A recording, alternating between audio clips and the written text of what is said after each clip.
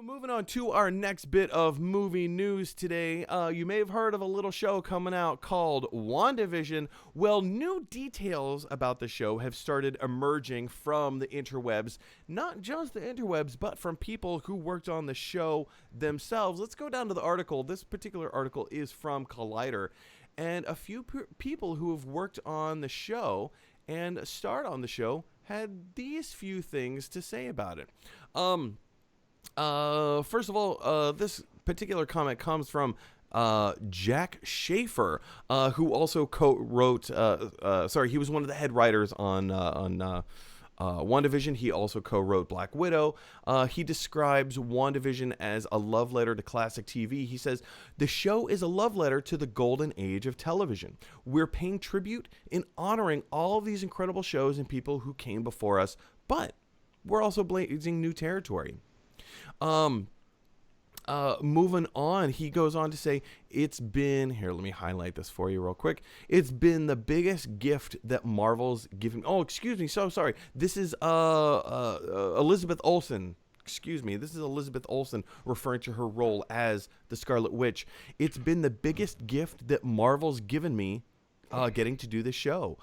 You just get to focus on her and not how she felt through everyone else's storylines. You know, I think that's a really important aspect to focus on.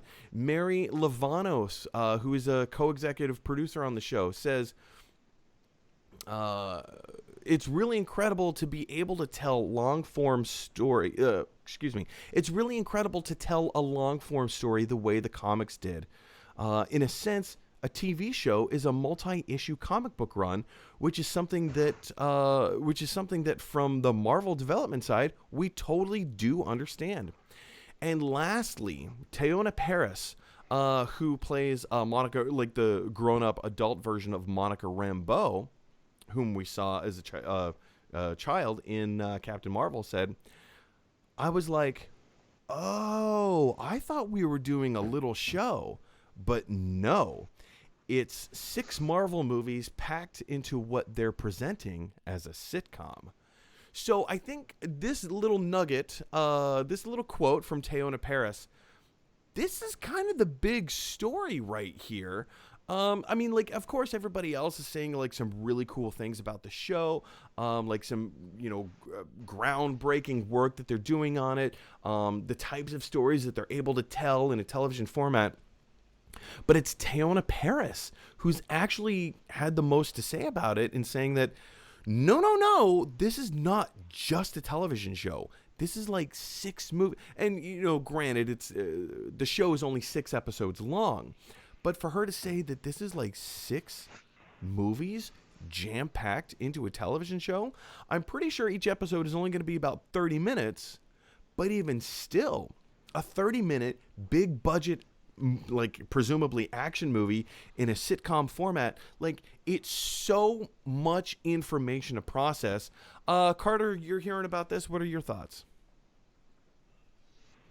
I'm really excited for it, but I'm also very prepared for them to do the same thing that they did with Mulan.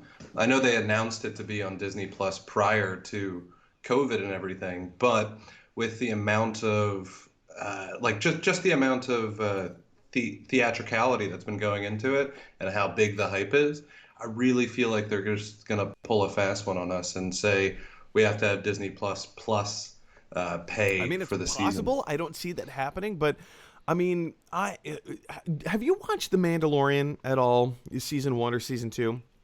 I have a bit. Yeah, I haven't finished season 1. So. First of all, I've been enjoying The Mandalorian. I think it's a wonderful show. I'm not in love with it. I think the scope of it is not quite as big as I expected. All the stories are they're very small stories. They're personalized stories. And I don't know, like, you say Star Wars, you expect like big, bombastic type things. And on some level, I kind of like that they're telling smaller stories. But that's also not what I was expecting when I heard, like, a Star Wars television show that has the budget of a movie. I was expecting something maybe Yeah. a little bit bigger. And I'm not saying that it's bad. I'm not saying it's wrong. I'm just saying my expectations were a little bit different. With something like this, with WandaVision, with Falcon and Winter Soldier, maybe it's wrong of me to get my hopes and expectations up. But I feel like this is going to be a bigger production than The Mandalorian. I feel like this is it's probably going to rise to the occasion. You know, Kevin Feige has a brand to protect. He's not just protecting like Marvel Studios, not Marvel Comics. Like he has Yeah. expectations in the pipeline from fans, from us, from collaborators, studio executives. There are expectations set at a very high level for what some of these things can be and should be. Do you think that some of these expectations are wrong? I just want you to be right, man. Me too.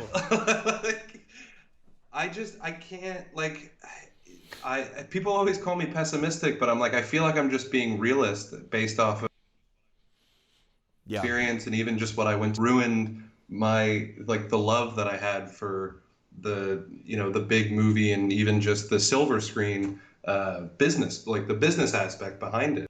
And when I look at it, it just when I look at this budget, it's like it's gonna be smaller than we all expect, or they're gonna throw that we're giving you amazing things. You know And what I I'm feel saying? like this And has it's more of an just opportunity to say, no, no, no, no, we need more money, and Disney will acquiesce. I feel like that it's mhm. because they've not just it's not this idea of they, whoever they are. No, it's Kevin Feige, someone who has proven himself not just over the Marvel Cinematic Universe, not just overseeing 23 films that have amassed billions of dollars, literal billions of dollars, including the highest grossing film of all time.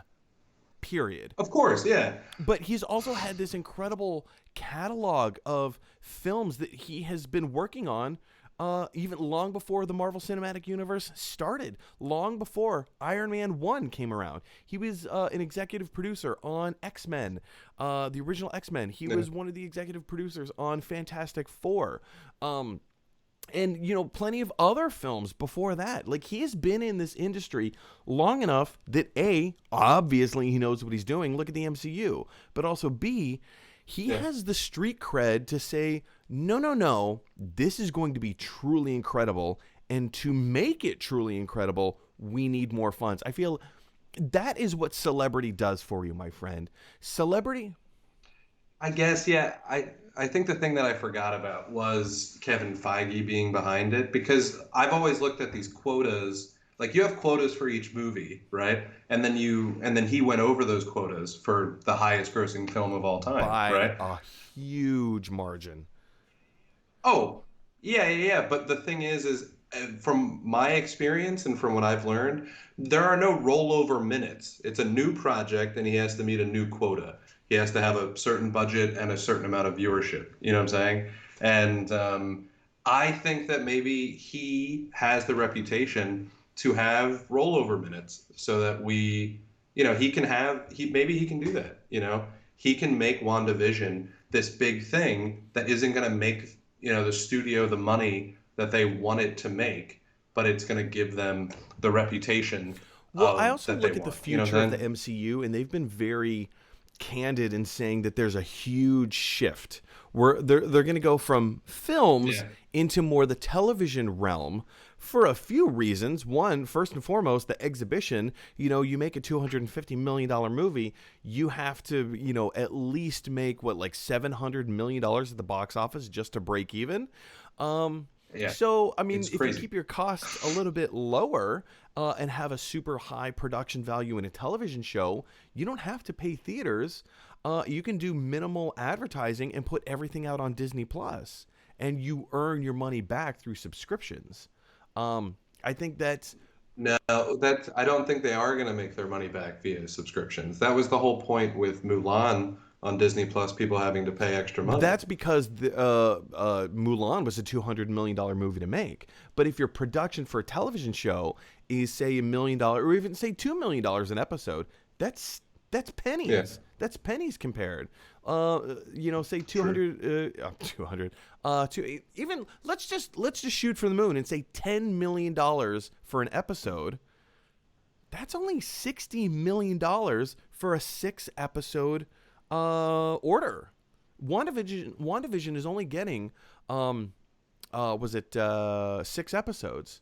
So, if you shoot high and say $10 million an episode, Big Bang Theory used to, I think they were paying, towards the end, if I remember correctly, they were paying Jim Parsons, Kaylee Kuko, and Johnny Galecki $1 million a piece, just them, per episode.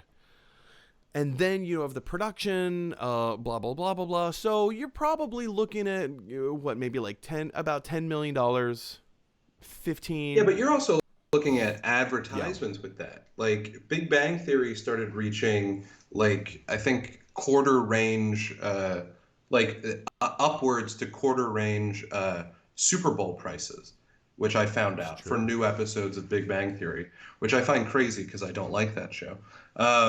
But it's palatable. It's a cheeseburger.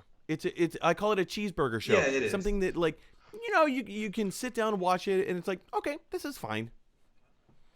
I just wonder where the real revenue is coming from on Disney Plus. You know what I'm saying? Like, you already have these subscriptions, and I already know a majority of my friends plan to get their week free trial when WandaVision or Falcon and the Winter Soldier. Sure, but that's the minority. I doubt that's going to be the majority. I doubt that. Do you really think they're going to get that many more subscribers when those shows come out? I mean, they did for Mandalorian. They got. I don't have actual numbers. I don't know if anybody has actual numbers. Yeah. But I do know that there was a huge bump in subscriptions. There was a huge spike. And same thing for Hamilton. And I think that's been Disney Plus's downfall so far, is they've got an incredible library. They've got a wonderful library. But it's already films that chances are very likely that you own on DVD or Blu-ray or VHS, who knows, or digital already. What you want in a subscription service is new stuff. Netflix is notorious for putting out new stuff all the time. Their problem is that you just don't know about it. But like Disney Plus doesn't have all that much. I mean, they've got a bunch of new stuff, but it's also stuff that, like, I'm not interested in, like children woodworking, like learning how to build. It's a cool concept. It's a cool show for kids. Not something that I'm going to invest time and money into. With more stuff like WandaVision coming out, Loki, Falcon and Winter Soldier, like once you peel, what's Pringles? Once you pop, you can't stop. Once you peel the wrapping off, I feel like a lot of people are going to start coming out of the woodwork, and this is going to be a machine that just keeps rolling over. We already have 3 shows set to come out in a relatively short amount of time. I have so many thoughts in my brain. And then we also have She-Hulk, we have Ms. Marvel, we have Moon Knight. Those are coming out. And then we have all the other shows that we haven't heard a lot of stuff about, like Hawkeye. The Hawkeye show is going to be coming out. They have Marvel What If, which I think is going to be a really interesting animated show. They already have a lot of it done. So there's a lot of stuff. Once they pull that the wrapping off, I just think it's going to snowball. And with people who are going to do that 1 week free subscription after, say, WandaVision comes out, isn't there like a certain time period that they are barred from re-upping for another new subscription, or like a new free subscription? There is, and I also told my friend that there are some. Is it British? On week-long subscriptions, which is what I was guessing Disney Plus is going to do. But yet again, you have somebody who's very pessimistic about budget versus revenue. That's fair. That's fair. But big question if for you guys is, what do you think of the new WandaVision show? Are you looking forward to it? Are you going to keep your subscription for Disney Plus? Are you going to sign up for Disney Plus once WandaVision comes out? And also, what do you think about the new comments about WandaVision being 6 movies jam-packed into 6 episodes of a sitcom style show? Does that get you excited? Do you think that's going to be new and creative? What are your thoughts? I'm interested to hear. Jump down to the comment section below and let me know your thoughts. Hey everybody, thanks for watching. If you like this video, click like. If you really like this video, click subscribe. And if you really, really like this video, click share. Because that is exactly what Michelangelo from the Ninja Turtles would want you to do. Teenage Mutant Ninja Turtles.